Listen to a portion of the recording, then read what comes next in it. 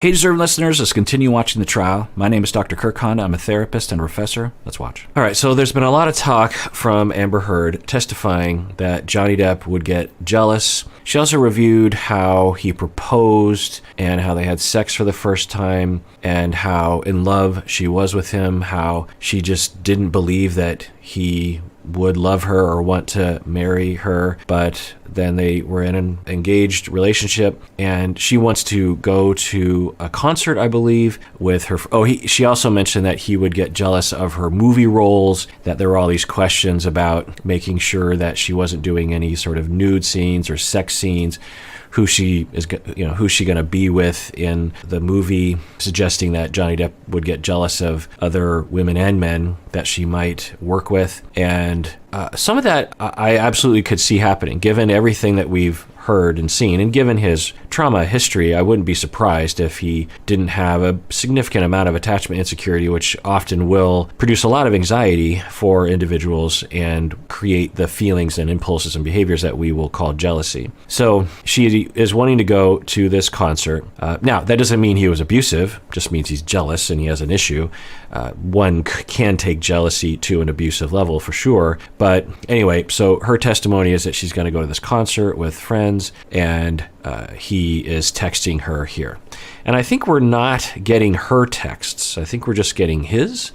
But you see, let's read this. I don't want to make anything an issue, baby, but I literally have been on the ground for just 14 effing hours from leaving your side. You know what I want, who I am, and where I want to go with us. So I think that's a reference to wanting to get married and be together forever. So you know what I want, you know who I am, and you know where I want to go with us. You know very well what type of effing man I am, and yet, I don't know what that refers to. You lay a gauntlet before me that you know is the very species of danger that will always attract me into a very tempting test. Again, it's that flowery language that Johnny Depp has.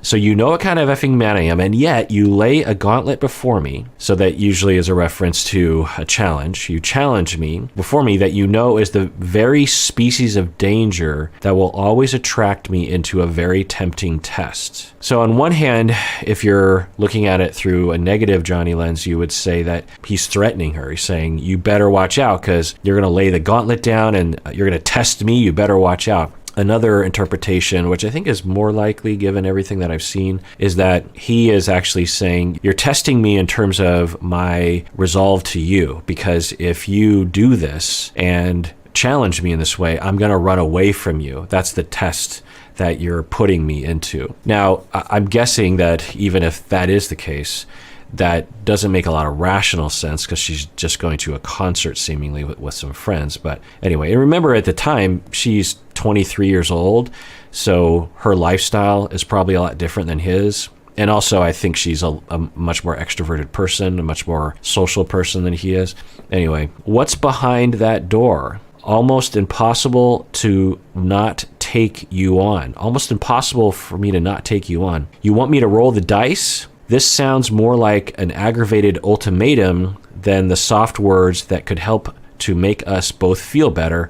Don't test me, please. Yeah, so looked in a certain way, this is a threat of violence. In another way, it's don't push me away.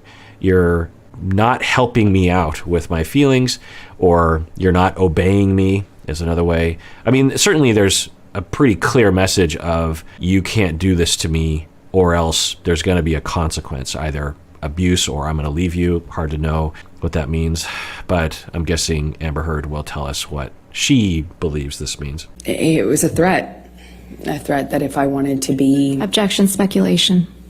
I think she can say what she understood it to mean. I'll sustain the objection. Okay, so the lawyer asks Amber Heard, what do you think this means? And Amber Heard says it's a threat. And there's an objection, and then a sustained objection because she doesn't know what Johnny Depp means by it. And okay, I mean, I think if you're in a relationship ongoing with someone, you would probably know what Johnny Depp means by these sorts of things. But certainly just reading this and a lot of the things that he says, it's almost impossible to tell what he means half the time or a lot of the time. So yeah, I could see it going a lot of different ways.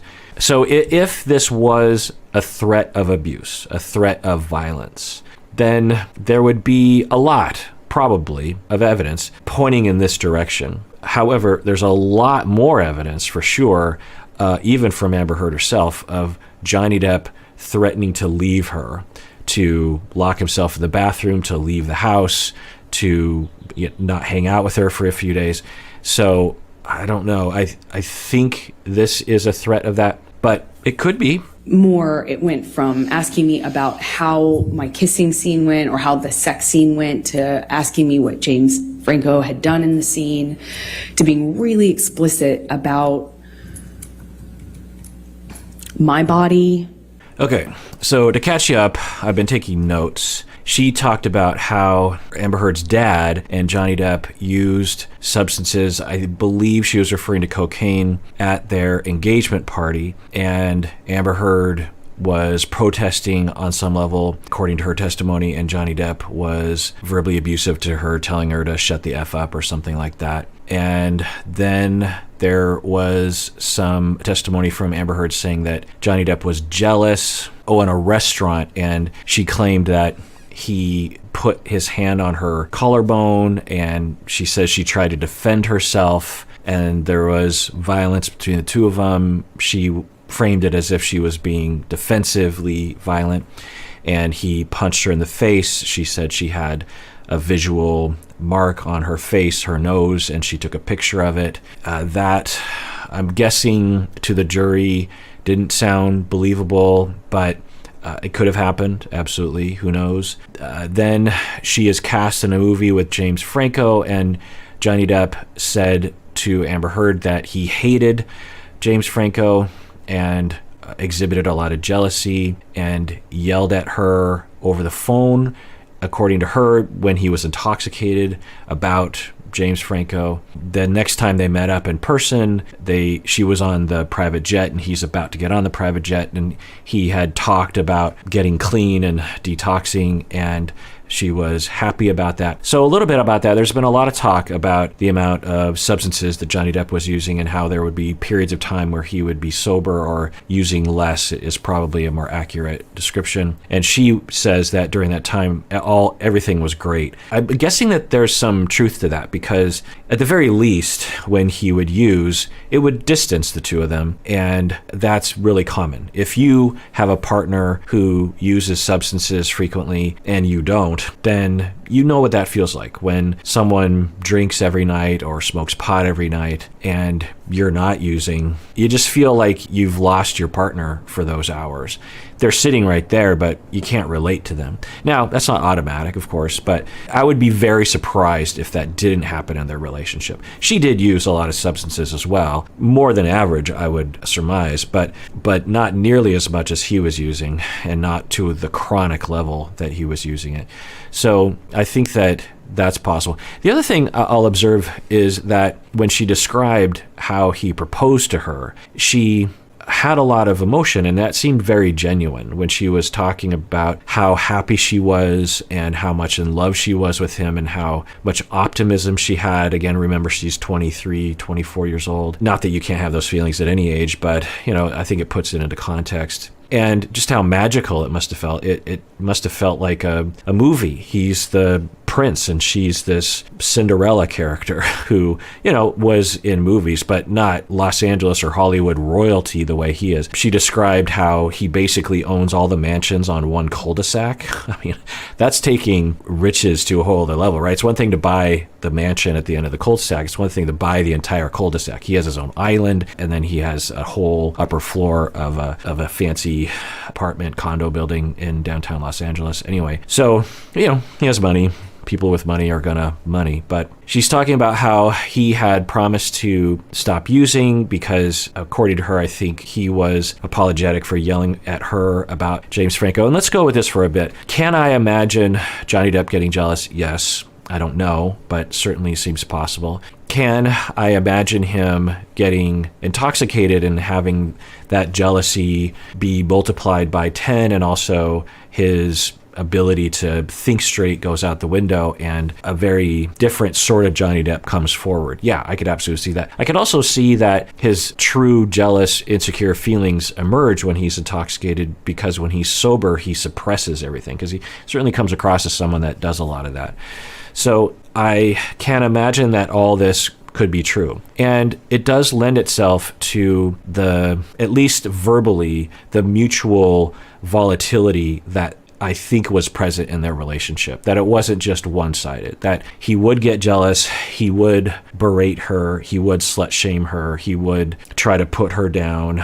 Control, definitely in that direction, but at the very least, completely out of line, particularly when he's intoxicated. And then she would react maybe at first with some ability to manage, but then she would get triggered, and then she would start to become verbally and perhaps physically abusive to him. I think she also was prone to a lot of jealousy, but I think given their lifestyle, he was less likely to do things that would trigger her jealousy, or her jealousy was different. Well, let's see. I don't think we've heard any reports, or at least significant reports, or a pattern of her being jealous of him being with other people.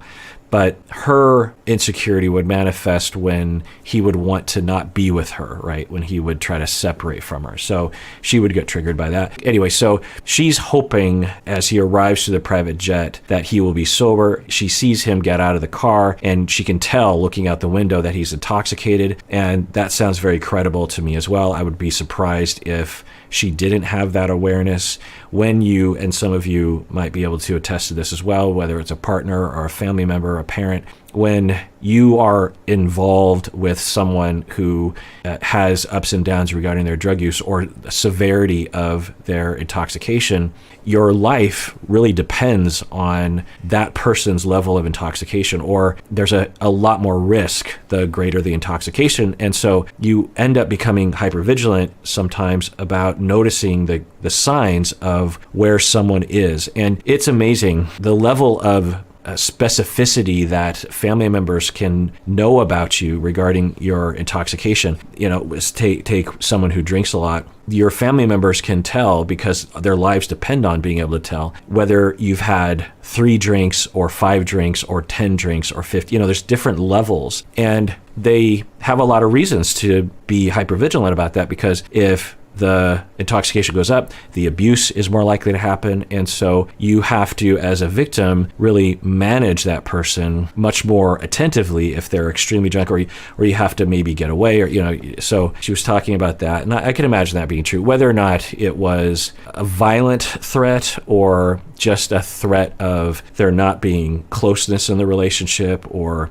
that verbal assault that I think he would do sometimes. I think that latter part is, definitely possible. And then, so yeah, he's jealous of her being with James Franco, whom he hates, which I don't know why they would hate each other, or why he would hate him. Then he enters the plane. And I think this is the incident that we've heard from other people, the bodyguards, these kinds of people, talking about how they saw them yelling at each other, particularly her yelling at him, and then she threw a water bottle at his chest. I think we're coming up on that moment. But so then, according to her, he's saying to her things like, "You're a slut because, I know what you did. Did he touch you there?"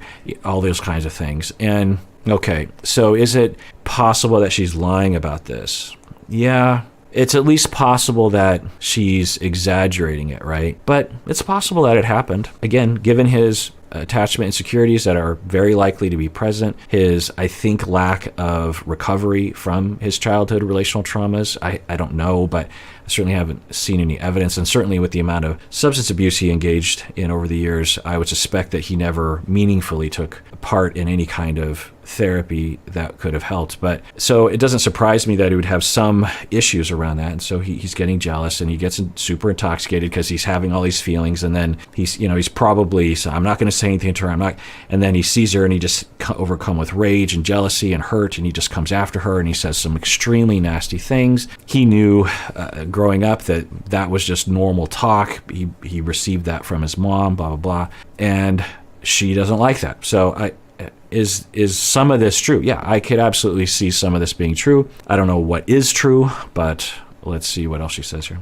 You know, he was talking about he was saying really disgusting things about my body, about how I liked it, how I responded, and then he started just straight up taunting me. I know you liked it. He called me a go-getter.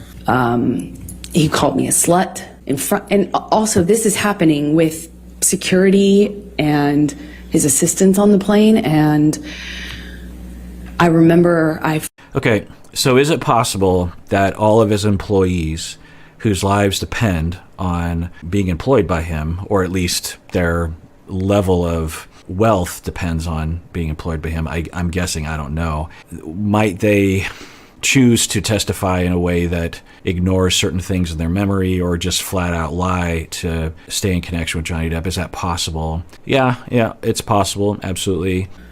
And moved to the front of the plane, and I remember getting up so slowly. I didn't want to aggravate him. I didn't want to give him any excuse to pounce on. I didn't want to upset him. I didn't want him to flip a switch and get worse. I just remember very slow movements, and I slowly get up and move to the front of the plane, and he starts throwing things at me. Ice cubes, utensils. He's calling me a go-getter, and then an embarrassment, talking about what an embarrassment I am. Yeah, there's a lot of language around multiple instances where she talks about how he uses words like you're a go-getter, you're a nothing, you're no. And of course, she used a lot of language towards him in this way. Did she learn that language from him? Did he learn that language from her? I don't know, but I tend to believe certain elements of this story. It's possible that it's all true. It's possible it's all lies, but I tend to believe the drunken tirade and jealousy. Now, if I had a video camera or I was sitting right there, I'm guessing that her betrayal of herself is perhaps not accurate. I don't know, but it would stand to reason that if she were to exhibit equally abusive behaviors, or at least hostile behaviors in the direction of abuse, that she would leave it out. And we've certainly seen a lot of evidence that she would be that way. Is it possible that she wasn't like that in this moment?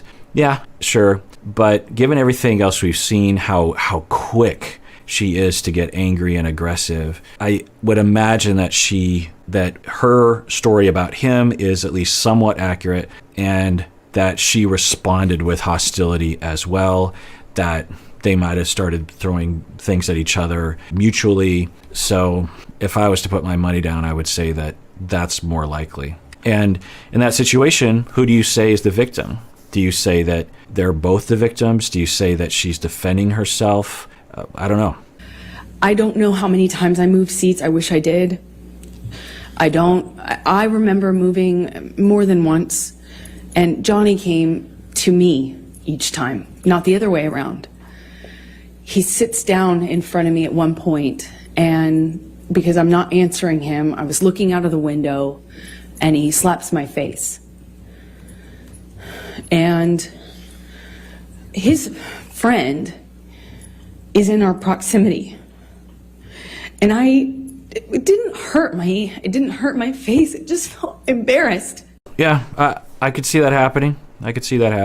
And it's interesting, even the way that she described it. She said, I was the one trying to get away from him. He was the one that followed me. It's almost like she's telling the jury, I know I'm usually the one who chases him, but this time he was chasing me. Okay. And that, again, the way she said it just gives a little bit of credibility to it. I don't know. Again, it could all be lies. But she says that he slapped her. If we had a video camera, would it be just a full-on slap, or was he trying to get her attention in an abusive, hands-on way, which is not okay? I don't know, obviously. The other aspect of this that I think is relevant, and this is completely speculative, is the age difference in their relationship. And you know me, if you've listened to any of my other content, you know that I am a huge proponent of destigmatizing age gaps in relationships. We have this weird cultural heuristic around age differences meaning that there's something creepy or grooming or abusive or disgusting going on. And if two adults of a certain age, I think most people would say 18, even though you're legally an adult, that isn't maybe mature enough to make a decision about these kinds of things. But I don't know, it depends. Certainly by the time you're 23, you can make I don't know exactly how old she would have been at this point, but when they met, she was 22, and when their relationship started, I think she said she was 23. Anyway, he would have been, what would he have been, like in his 40s or something? So that's about twice someone's age. And I think in Hollywood, we're kind of used to that. But, just imagine for yourself, if you have a family member, a daughter, a son, or you yourself are 22, 23 years old, and you were to become in a relationship and get engaged to someone who is twice your age, that's culturally atypical, right? Now, does that mean it's wrong? No. There's tons of research. I did a whole deep dive. It's on YouTube called Age Differences in Relationships or something about that. You can search for that. And I go into all the research, and there's just nothing there to suggest that age gaps are a problem. The long and the short of it is that we originally didn't really care about age gaps in relationships. You would have Elvis Presley with Priscilla when Priscilla's like 12 or 13. And in particular regions of the United States, it was, I don't know the exact ages of Priscilla and Elvis, but you know what I'm talking about. Jerry Lee Lewis, this kind of thing. And it was considered completely okay. Of course, looking back, we would not say that at all, right? Because we've raised awareness around children being abused and not having the power or the ability, the maturity to make evaluations and to protect themselves, we have decided that regardless of the circumstance, if we have a 25-year-old with a 13-year-old, that is not okay. There is no universe in which that is okay, and I stand behind that, obviously. So in that declaration and in the movement that's happened over the past 30 years to really stigmatize that kind of relationship and label it as abusive and a problem, we have adopted a heuristic, which is anytime there's an age gap, even if the age gap is with two adults, it's disgusting and it's abusive, which of course is wrong-headed. Doesn't make any sense. The data is not there. 25-13, yes. 45-23, no, not necessarily. It can be that, though. If there's a pattern of abuse and control, age gap can be a factor in the ability to control the younger person. But I've worked with couples and people who were abused by someone 20 years younger than them. That happens, absolutely. So just because you're older doesn't mean you automatically, across the board, have power. It's a factor, of course, the same as money and privilege and race and gender and other kinds of things, physical strength. So with the two of them, I've been wondering, given what we've heard from her and him, but a lot from her, and given if we go with at least some of what she's saying, if not all, about at the very least his jealousy and his attachment insecurity thereof, then it just makes me wonder about why he chose to be with her. Because if you just hear the story of how they met, he was casting for one of his movies. I think it was one of the very first movies that he produced or that his company produced. Don't quote me on that. But so he was very much in charge, I believe, of the movie making process. And he was going to cast his love interest, I believe, and the Rum Diaries, I believe, right? And he auditioned her personally and didn't do an audition. They just had a conversation. One could say it was like a first date. Now, maybe it was innocent, maybe it was fine, but it just makes you wonder. And the place she was coming from was that of being starstruck by Johnny Depp. She's like, oh my God, because she had been in some productions prior to that, but she was a very, very much starting out in her career. And this role would have completely elevated her, and she knew that, and he probably knew that too. So what does that say to us? I don't know. But then as they start to progress in their relationship, she again is just very, I don't know if she would say this, but very much looking up to him. Like he's a prince, like because he is. He's a modern day American prince. He owns his own mansion that looks like a castle. I Googled it It literally looks like a castle in Los Angeles. I think they even call it the Los Angeles Castle or something. And he's super rich, and he knows everyone, and he could completely make her career. And she's like, really, you want to marry me? Lowly me? Are you sure you want to marry me? She even kind of described it that way. And so now, what does that tell us? Not necessarily anything, but it does raise some questions about, did he want to be with her because he felt safer with someone that depended on him career-wise a little bit? Who knows? And then when she starts to get more gigs, maybe she would have anyway, but definitely if you're Johnny Depp's wife, there's connections that are made, right? And the tabloids start to make you famous and this sort of thing, and starts to open doors, who knows? And then she starts to get these other roles. And I guess now that I think about it, because both of them were in a relationship when they met, they essentially were cheating on their partners by flirting with each other when they were auditioning and in the movie together. And it would stand to reason that if he has an insecure door that's ajar at all times, he's like, well, you cheated on your past partner with me on a movie set. Are you going to cheat on me with the next person that you're with? James Franco he's younger than me, and he's beautiful, and I used to be beautiful or whatever. I don't know, who knows what I'm just speculating completely, but I don't know. It just starts to bring in some context into perhaps the way that he viewed her. Again, completely speculative. Why he was jealous, why he even chose her, what kind of fantasy he had in his mind that she would be this, I don't know, this like worshipful companion. I don't want to speculate too strongly around that sort of thing, because there's really no data around that. But I don't know. It's just a question, and maybe if you know anything along those lines, comment below. If you do that to me in front of people, it was the first time that anything like that had happened in front of somebody. Okay, so she's crying right now, and a lot of people were saying that she was faking it. There were all these memes going around, and there was even like a Snapchat filter or some kind of filter that, in fact, someone did it to me. They put the filter on my face in one of these videos and like shared it with me or something.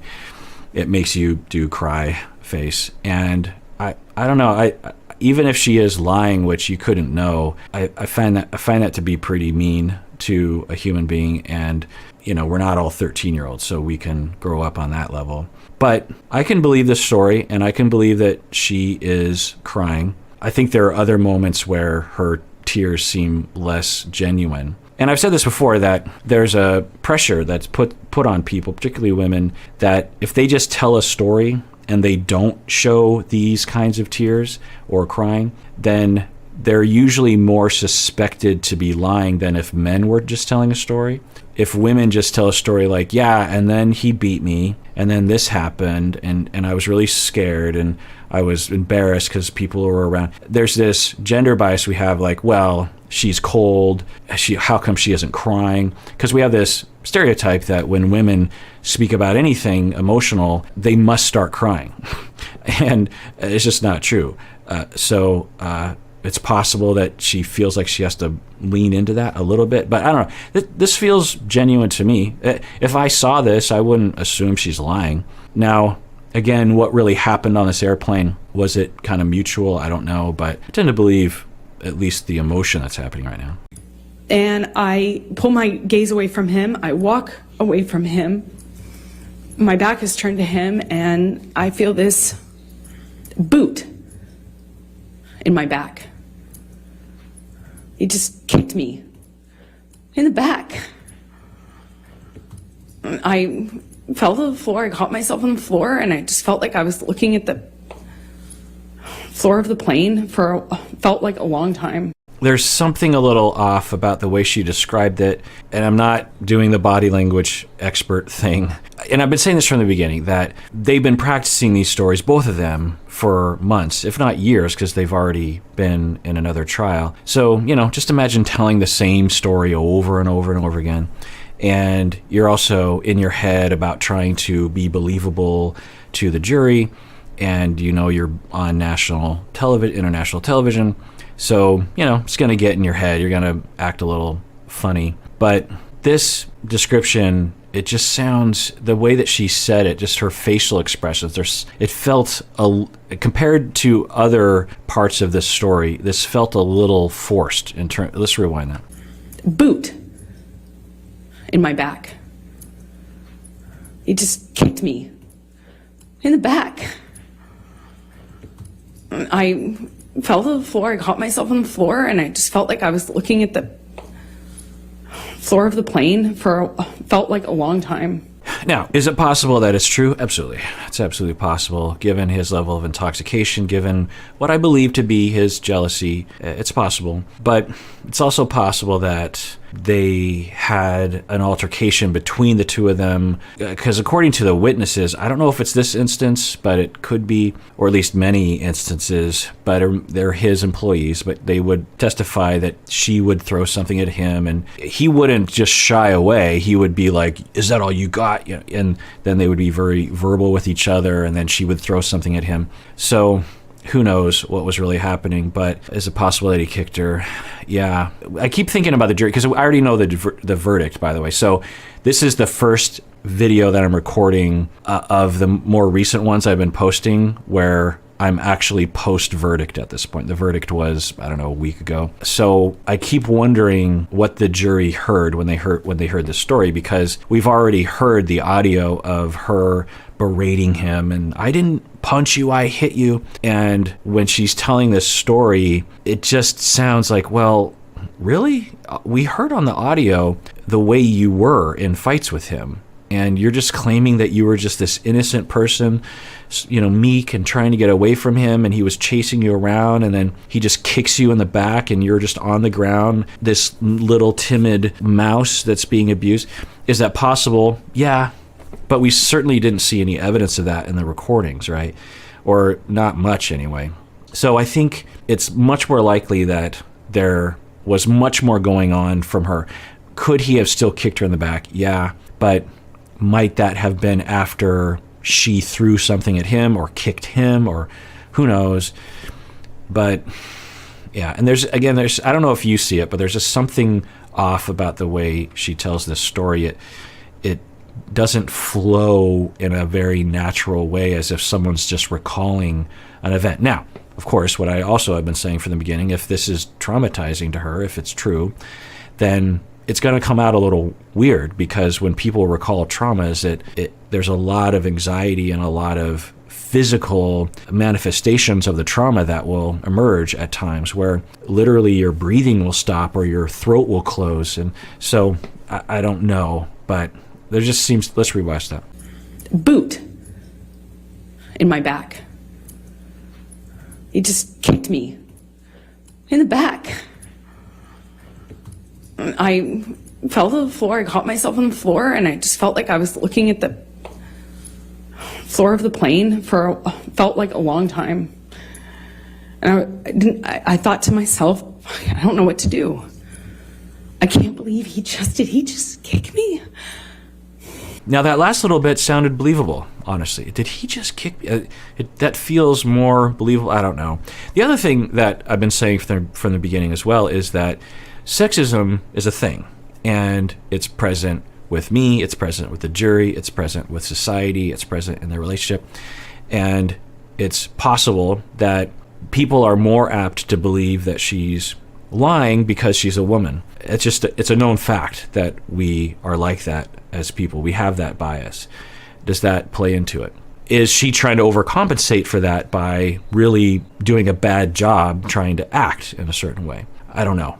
Just a lot of questions. And I always use these events as jumping off points so we can evaluate ourselves. So for y'all out there, when you're living your life and you're interpreting or reacting to other people having emotions, know that you're seeing their emotions through an emotional, or through a gender filter or a racial filter or whatever kind of filter you will use, because we have multiple filters regarding identity. Keep an eye on it.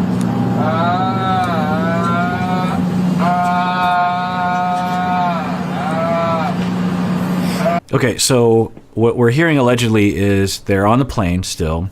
This is after she testifies that he had kicked her in the back and was in a jealous tirade against her. And she starts to record. And she says she recorded because she knew that he wouldn't remember it the next day. And that sounds very credible, especially at this phase of their relationship, because I think it was early, and I don't think, it's not likely she was thinking about divorce at this time. Oh, another thing that they talked about was the prenup and how she claims that she brought it up in the beginning of their relationship. And he said, no, absolutely not. If you give me one of those, I'm going to tear it up. I think it's his way of saying, look, I'm in it to win it with you. I don't want to start this relationship in that way. So I don't want a prenup because I want to tell you, Amber Heard, that I want to be with you. Now, maybe he knew that she was sensitive to rejection and knew that that was a minefield to go down for him. Who knows?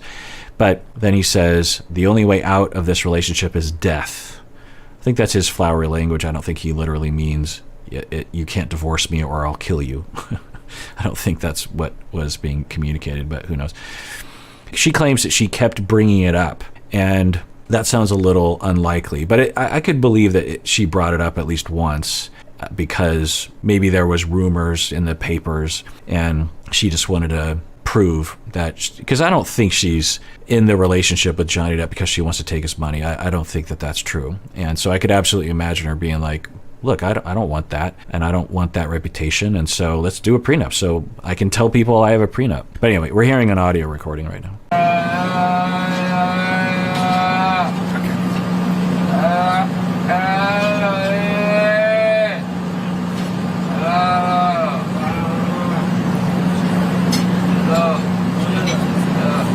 Yeah, I think what we're hearing is the moaning of a highly intoxicated, emotionally suffering individual. You know, just think back to your college days. You probably on a Friday night would at least hear one of your friends acting this way, depending on the college days that you had.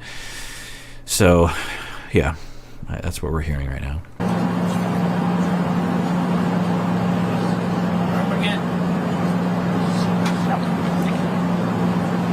That's all you have?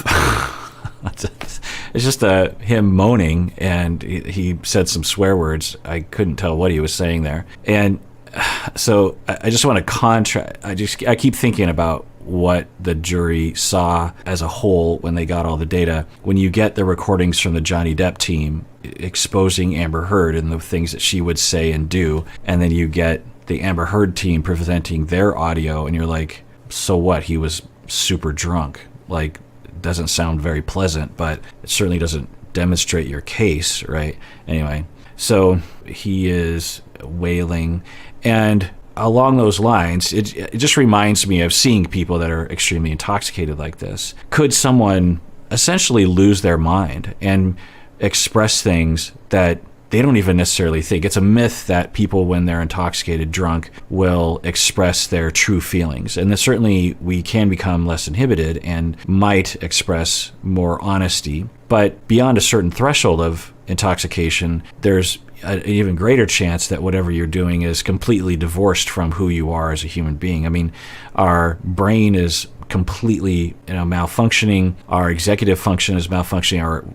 Our impulse control, our emotions, our memory, and our personality is altered completely. And so things can come out of people's mouths and their behavior-wise that they're not even having those unconscious thoughts when they're sober, right? So could he, when extremely intoxicated, have a pattern of exhibiting a very jealous side to him and occasionally violent side to him? Yeah, I could see that. It's not hard to imagine given the level of intoxication I think that he was engaging in.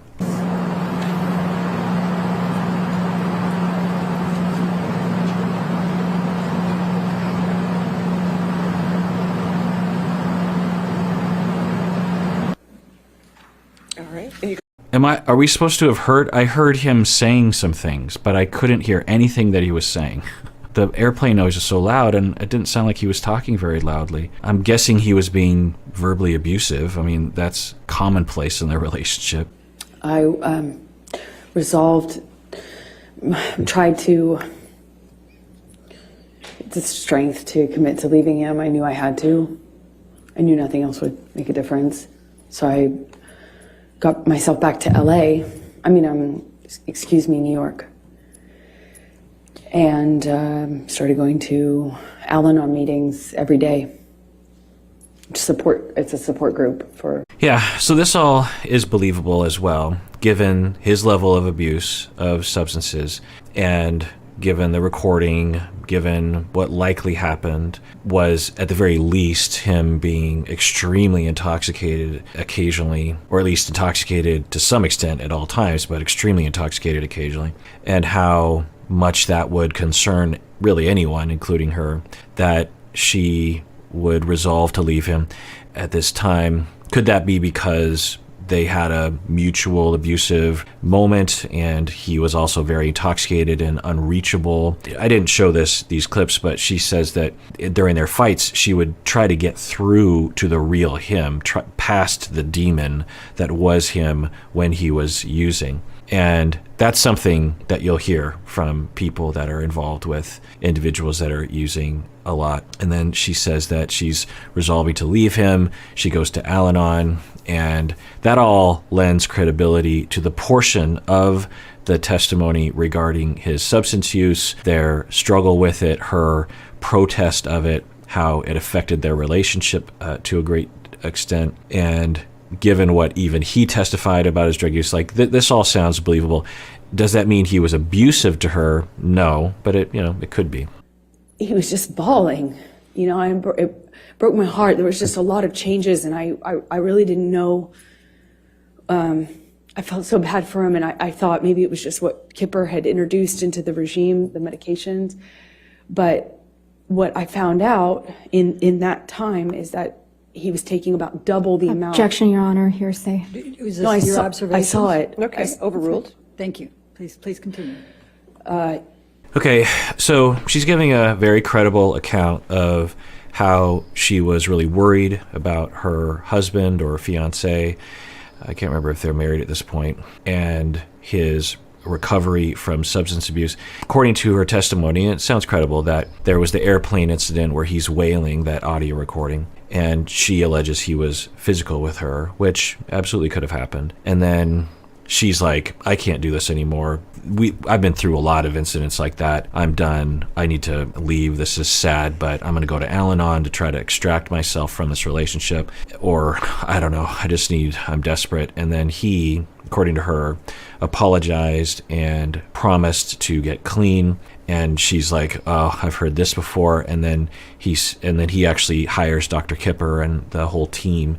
And he's like, no, I hired all these people. So if I heard that from someone, I would, if Amber Heard were my friend, I'd say, well, we don't know where Johnny Depp's resolve to be sober is, because it sounds like he just wants to quit, or there's a possibility he wants to quit using because he doesn't want to lose you. And that isn't often a true, solid foundation for recovery. You have to want to recover from addiction because you want it, because you need it, because you know that it's best for you, regardless of if someone stays with you or not. Losing someone can be a motivating factor to realizing that about yourself. But in scenarios like this, I am often worried about the true motivation of the person's suffering from substance abuse addiction. I'm worried about their true resolve to quit. They might be able to sustain a temporary abstinence. But anyway, so he hires a team, and she's like, oh, maybe it's serious this time. Okay, I'll get back together with him. And then he starts to have a lot of personality changes, because I think he's now reducing or having different medications to help with his recovery from opiate addiction. It sounds like he's refraining from alcohol as well, I would imagine. And he's having a lot of personality changes. He's crying, he's upset, his moods would change, and that's pretty normal as one goes through recovery. And she is testifying that he would take double the amount of some medication. I don't know what that is, but it was probably an opiate replacement or a lesser opiate. When you are recovering from opiate addiction, there are medications that you can take as a transition drug from the opiate to sobriety. So you take an in-between substance substance that is more regulated and is easier to monitor and manage. And then it's essentially like if you're smoking and you take Nicorette gum. That's not the end goal, right? So I'm guessing that's what was happening. And as Johnny Depp was going through severe withdrawals from opiate withdrawals, he was like, I need to double up on this medication. And that would stand to reason, given what he would say is that when he suffers, he takes substances to cope. Plus, opiate addiction and withdrawal and recovery is no joke. It is the worst. So even the strongest of individual would be very tempted to do that. So from her testimony, she's saying that he's doing that. It sounds like she's very involved in his treatment. It also sounds like she doesn't know exactly what's happening. Like maybe they're not involving her and everything. Maybe Johnny Depp didn't want to involve her because she was controlling, or he was just embarrassed, or he just didn't want his partner to be enmeshed in his recovery, which is, kind of normal. When you go through recovery, you kind of want to keep your relationships. You want it to just have it be cleaner in terms of your recovery. Not always, but anyway, certainly you want support, but you don't want your partner to be on the treatment team. You know what I mean? Especially if you have codependent tendencies, which she claimed that she does in a previous therapeutic relationship. So I'm guessing during this time she had legitimate and altruistic motivation to try to help him recover because she cared about him and also cared about their relationship, and him being sober was at least seen by her as a major factor in their success as a couple, which would absolutely stand to reason. So altruistically, she wants to get involved, but also possibly to control and would maybe get triggered and would invade. Also, if you are borderline, which we don't know if she is, you want to be as close as you can at all times, and any distancing will be triggering, and you're not going to be okay with that. And so maybe he's like, look, I need you to not be involved in this. And, she would invade. I mean, she's not saying this directly, but I could imagine her thinking at the time, what's going on here? Because it doesn't look like he's getting better, or there doesn't seem to be a lot of oversight regarding how he takes these substances. And am I the only one that is seeing this happening? And how are they letting this happen? And I remember when I was reacting to the testimony about when Johnny Depp was talking about how he didn't want her to be with him as he was detoxing, and was like, and she insisted to go to the island, and he's like, okay, fine. And then they would fight about things, and he would be really suffering, and he'd be begging her, like, please just let me take a little bit more. You don't understand how painful this is. And she's like, no. And then he's like, I can't do this anymore. You have to not be. So I think that we're hearing the other side of that story. And I remember speculating, because on the way that it was testified and the way, of course, anti-Amber Heard people would frame it is she just wants to control everything and she's a B-word. But I was speculating that it wouldn't be uncommon for a partner to wonder what's going on here, because is this treatment team really overseeing the situation? Is Johnny Depp really going through with it? Or is the medical team placating to him because he's very rich and they're making a lot of money off him? And of course, if they prolong the recovery treatment regime a little longer, they can make even more money. I don't know. Of course, that would be a pretty awful thing to think about a medical professional. But, you could just imagine having some questions about it. And I think given her current testimony, I think she has reasons to be concerned. It's very possible that her concerns were completely unfounded, because eventually he did get sober off opiates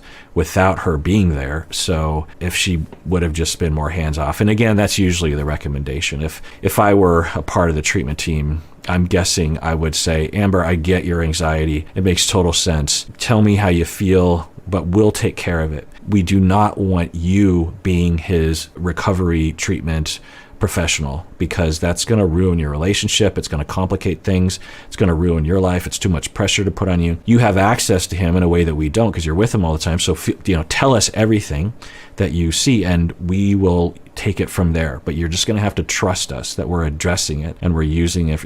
That's usually the approach I take. After a few, it's, I think, months of going, what is wrong? And,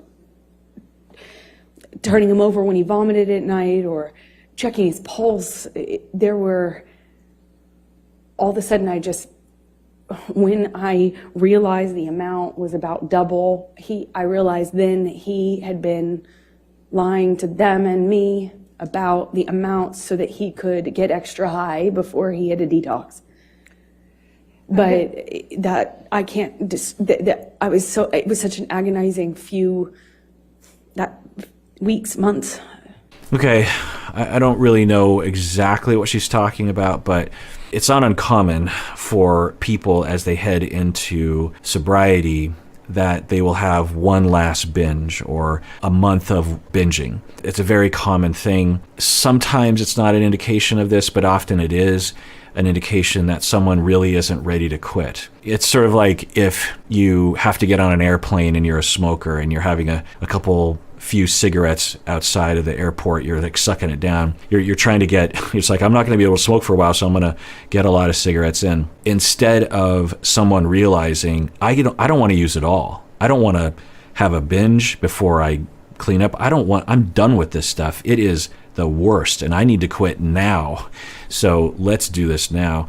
And it's also a huge risk of dying because particularly if you're using opiates, alcohol as well, really any substance, cocaine, but particularly opiates because there's such a high death rate that people will be like, okay, I'm going to quit in a month, I'm going to do that, but I'm going to get it all out of my system. And then they just start using and using, they overdose and they die. Embarrassed him like that. No woman had ever made him feel like that. I heard that for the rest of the trip too, just on repeat. And I felt bad. I feel bad. Still feel bad. So I think she's talking about how they're on the island and he is there to detox. And we heard from Johnny that he didn't want her to come and she insisted, which sounded believable. And she's saying that when she's there, he is very erratic. He is up and down and he keeps repeating, no one's ever made me feel like this. And I don't know exactly what she's saying, but yeah, I don't know. But if he was saying that, I would speculate that he would be saying, I've never been with someone that makes me feel so bad about myself. I'm guessing that's what he would say, or brings out so much conflict. I've never fought with someone so much as I have with you. I'm guessing that's what he's referring to. But, didn't want to make him feel embarrassed. That's not what I wanted to do. It just was over my head. I don't know how to detox someone. I don't know how to help them through that. And I shouldn't have been there. I don't. Why were you there? Because he asked me to.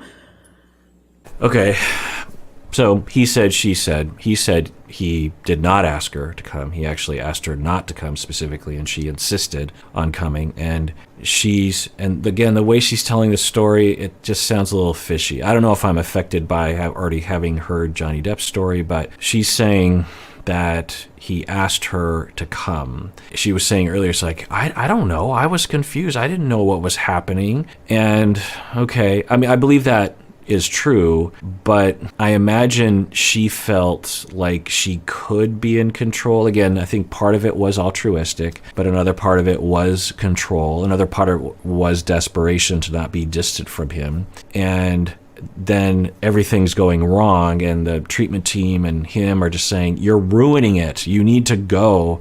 And she is saying, oh, I don't know, and she tries to find something to land on because she orchestrated the whole thing herself, and she says, I don't know, I'm confused, I've never been in this situation.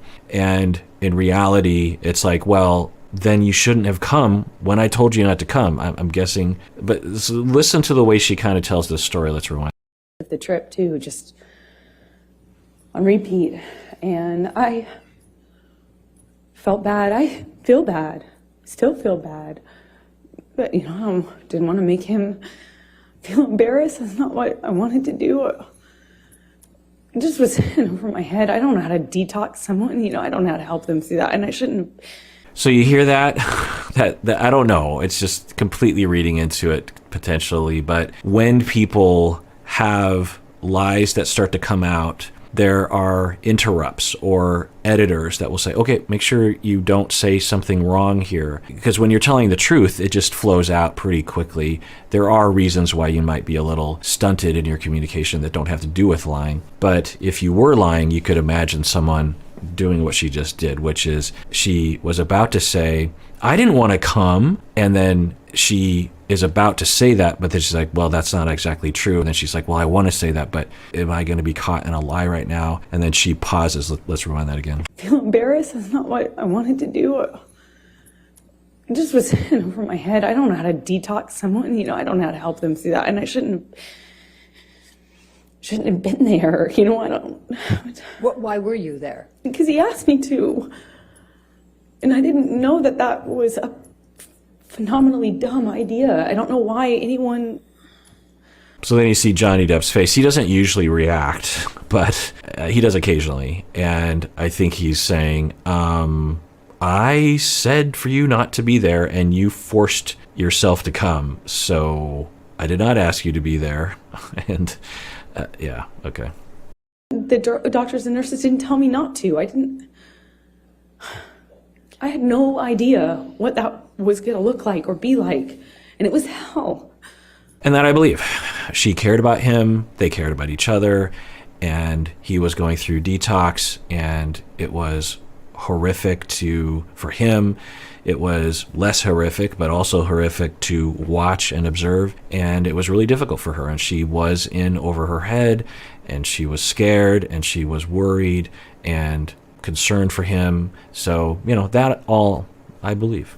Accusing me of having a man in the house with me. We were in a single, in a cabin. It's basically one room with a closet and a bathroom. I mean, there's nowhere to hide, really. I mean, there's a closet and a bathroom.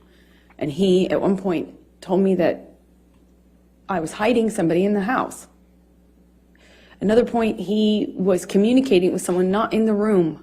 Yeah, I believe that too. Absolutely. It's possible that she's lying, but this is in that category of stories that it just doesn't, it wouldn't be something that someone would make up. Could someone make it up? Yeah. There wouldn't be a big reason for it at this point, though, because she's not claiming that he was abusive. In fact, I'm trying to figure out even why they're talking about this whole story, because she's not claiming any abuse from him. It's just their story of trying to recover from his drug and alcohol abuse that he's already been over. So, yeah, I believe that. He's kind of raising his eyebrows like, it's possible he doesn't remember it. So, yeah, I could see this absolutely happening. All right, well, that does it for that episode. Everyone out there, please take care of yourself because you deserve it. You really, really do.